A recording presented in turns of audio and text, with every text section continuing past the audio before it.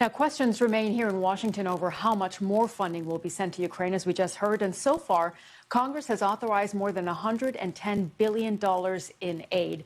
That breaks down to nearly $50 billion in military assistance, another $28.5 billion in economic support, some $13 billion in humanitarian aid, and just over $18 billion to boost U.S. defense industry capacity.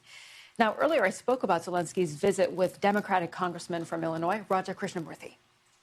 Congressman, thank you again for joining us on BBC News today. I want to start with the Ukrainian president's visit here to Washington. We know he met with congressional leaders. You didn't meet with him personally, but what message do you think he was able to convey? I think he probably conveyed the urgency of the situation right now in terms of making sure that the Ukrainians had what they need to continue their progress on the battlefield, Sumi.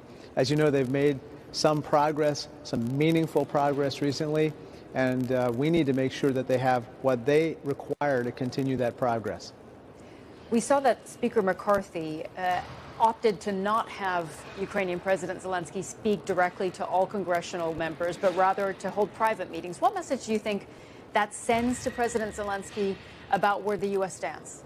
I think Speaker McCarthy actually supports, along with Leader Jeffries, further aid for Ukraine. So I'm going to defer to them in terms of their strategy on how best to persuade certain members to go along with further spending for Ukraine. But I think the message to Mr. Zelensky is that we stand united with him, and I think that we want to make sure that he has what he requires to continue progress on the battlefield.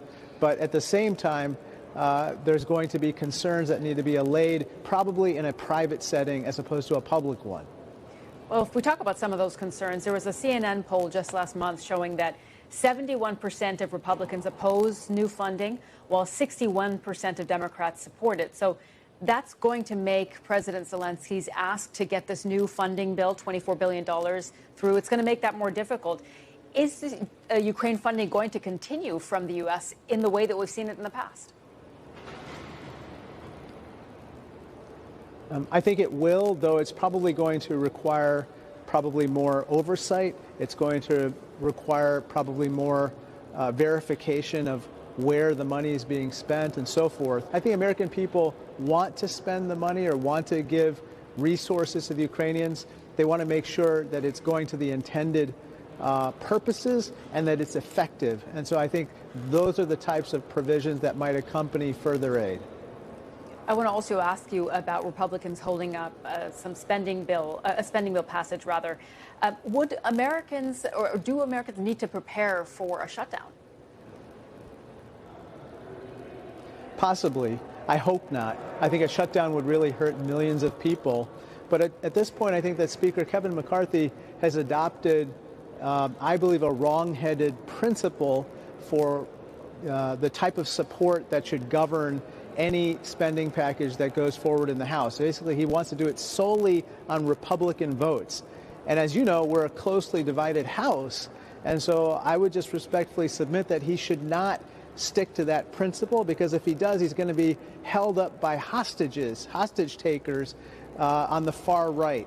On the other hand, if he decides that he would like to invite Democrats to the deliberations and to support the package, he'll be much more successful in getting something passed. Are you worried about the message it sends to the rest of the world if there is a U.S. government shutdown? Oh, sure. This is exactly what Xi Jinping, Vladimir Putin, and our adversaries would relish. It's chaos, it's dysfunction, it's the federal government the U.S. government not being able to take care of business.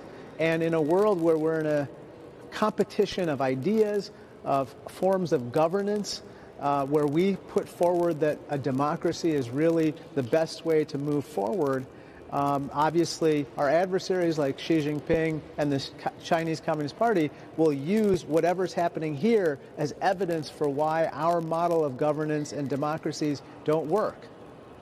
Congressman, thank you so much for your insights today. Thank you so much, Simi.